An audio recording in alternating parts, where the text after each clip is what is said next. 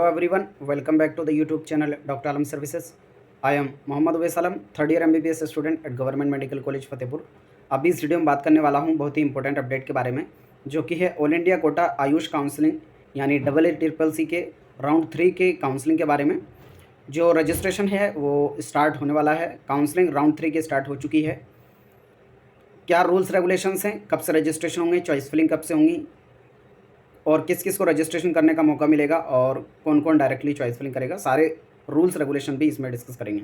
जो लोग भी चैनल पर नए हो चैनल को सब्सक्राइब करें, वीडियो को लाइक करें और अपने फ्रेंड्स में ज़रूर शेयर करें। और साथ ही आने वाली वीडियो में बहुत जल्द कवर कर दूंगा कि राउंड 3 में ऑल इंडिया कोटा से एक्सपेक्टेड कट ऑफ क्या रह सकती है, BAMS की, BHMS की और BOMS की कैटेगरी वाइज। तो अभी आप जब वेबसाइट पर आएंगे तो शेड्यूल के हिसाब से जो रजिस्ट्रेशन का पोर्टल है ओपन कर दिया गया है, आपको दिख रहा है click here for new candidate registration. लेकिन आज से रजिस्ट्रेशन नहीं होगा क्योंकि जो डेट है, डेट के हिसाब से आप जो देखेंगे तो 9 अक्टूबर से रजिस्ट्रेशन स्टार्ट है, लेकिन जो लिंक है उसको अभी एक्टिवेट कर दिया गया है, लेकिन रजिस्ट्रेशन कल से स्टार्ट होगा। तो कल को 10 बजे या फिर 12 बजे से जैसे भी होगा आप जो है बार बार लॉगिन करके देख लेना। मोस्टली 10-12 बजे तक स्टार्ट हो जाता है, तो कल को जो है रजिस्ट्रेशन स्टार्ट हो जाएगा। पहले मैं एक बार आपको टाइमलाइन दिखा देता हूँ।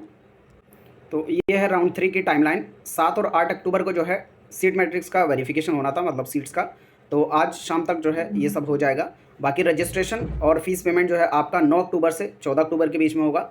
तो जिन्होंने अभी तक पार्टिसिपेट नहीं किया था उनको यहाँ पर न्यू रजिस्ट्रेशन करने का मौका मिलेगा, अपना फीस भी सबमिट कर सकते हैं इसी पीरियड में, 9 अक्टूबर से लेकर 14 अक्टूबर तक। ऐसे लोग जो सेकेंड राउंड में कोई भी सीट मिल गई थी और उस पर एडमिशन नहीं लिया था, यानी उनकी सिक्योरिटी अमाउंट जब्त कर ली गई है या उन्होंने सेकेंड राउंड के बाद जो है अपनी सीट पर रिज़ाइन दिया है, वो अब थर्ड राउंड में पार्टिसिपेट करना चाहते हैं तो उनको यहाँ पर सिक्योरिटी अमाउंट फिर से जमा करनी पड़ेगी।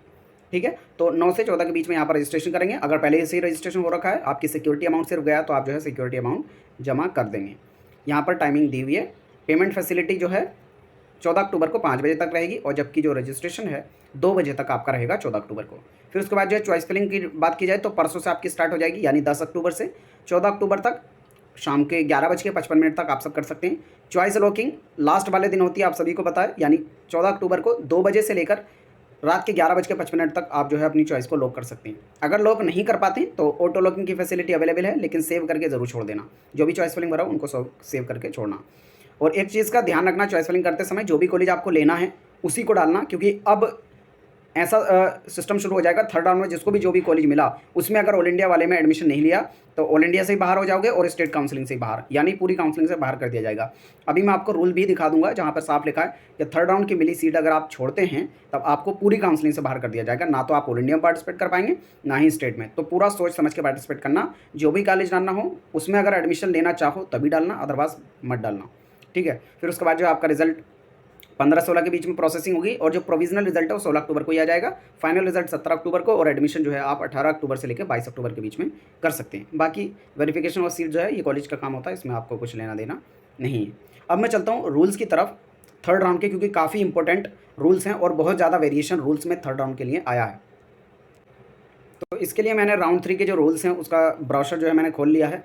एलिजिबिलिटी क्राइटेरिया की अगर बात करेंगे आप, तो जो ऑलरेडी क्वालिफाइड कैंडिडेट हैं वही यहाँ पर रजिस्ट्रेशन करेंगे, और जो फर्स्ट और सेकंड राउंड में रजिस्ट्रेशन कर चुके हैं, यानी अभी तक उनको कोई भी सीट नहीं मिली है, उनको दोबारा से रजिस्ट्रेशन और फीस पेमेंट करने की ज़रूरत नहीं है। उनको सिर्फ और सिर्फ चॉइस फिलिंग करना है।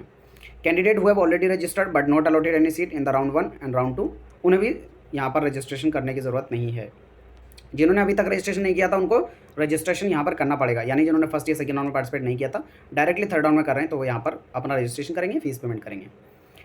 ऐसे कैंडिडेट जिनको फर्स्ट राउंड में कोई भी सीट मिली थी और उन्होंने फ्री एग्जिट ले लिया, वो भी यहाँ पर पार्टिसिपेट कर सकते हैं और उन्हें भी रजिस्ट्रेशन करने की जरूरत नहीं है, डायरेक्टली चॉइस फिलिंग करेंगे।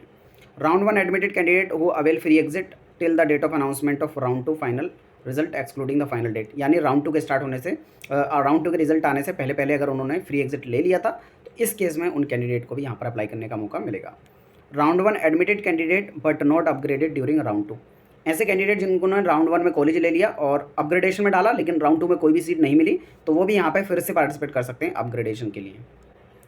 फिर उसके बाद ऐसे कैंडिडेट जिनको राउंड 1 में कोई भी सीट मिली थी, उन्होंने एडमिशन लिया और राउंड 2 में उन्हें कोई भी अपग्रेडेशन नहीं हुआ, यानी जो फर्स्ट राउंड की सीट थी वही रह गई, तो इस केस में आपको पता है कि जो फर्स्ट राउंड वाली सीट है वो सेकेंड राउंड की तरह बिहेव करती है। तो अगर उसको आपने जो राउंड 2 की सीट, फर्स्ट राउंड में कोई सीट मिली थी, सेकेंड राउंड में अपग्रेडेशन नहीं हुआ, तो अब वो सेकेंड राउंड वाली हो गई। तो उस सीट को अगर आप छोड़ते हैं अब, यानी अभी तक आपने छोड़ दिया, तो उस केस में आपकी जो सिक्योरिटी अमाउंट है वो चला गया होगा रिजल्ट आने से, मतलब राउंड 3 की काउंसलिंग स्टार्ट होने से 3 दिन पहले पहले, यानी 9 तारीख से स्टार्ट हो रही है, उसके 3 दिन पहले यानी 6 तारीख तक अगर आपने फॉरफिट कर दी अपनी सिक्योरिटी अमाउंट और मतलब एडमिशन कैंसिल करा दिया, तो आप राउंड 3 में पार्टिसिपेट कर सकते हैं। लेकिन इस केस में आपको जो सिक्योरिटी अमाउंट है वो पूरा यहाँ पर जमा करने का, यानी काउंसलिंग की पूरी फीस आपको दोबारा से जमा करनी पड़ेगी अगर थर्ड राउंड में पार्टिसिपेट करना चाहते हैं तो। किसके लिए? ऐसे कैंडिडेट जिनको राउंड 1 में कोई भी सीट मिली, राउंड 2 में अपग्रेडेशन नहीं हुआ, तो राउंड 1 वाली ही राउंड 2 की तरह बिहेव करेगी, और उन्होंने अब सीट को छोड़ दिया राउंड 3 के स्टार्ट होने के 3 दिन पहले पहले। फिर अगला जो इंपॉर्टेंट पॉइंट है, candidate join the round 1 allotted seat and submitted willingness for upgradation but did not participate in the round 2। ऐसे कैंडिडेट जिन्होंने फर्स्ट राउंड में पार्टिसिपेट किया, एडमिशन ले लिया और विलिंगनेस भी भरा अपग्रेडेशन के लिए, लेकिन राउंड 2 में पार्टिसिपेट नहीं कर पाए, वो भी यहाँ पर राउंड 3 में पार्टिसिपेट कर सकते हैं। फिर अगले वो कैंडिडेट जिन्होंने राउंड 2 की सीट को अलॉटेड जो थी उसको ज्वाइन कर लिया, यानी एडमिशन ले लिया।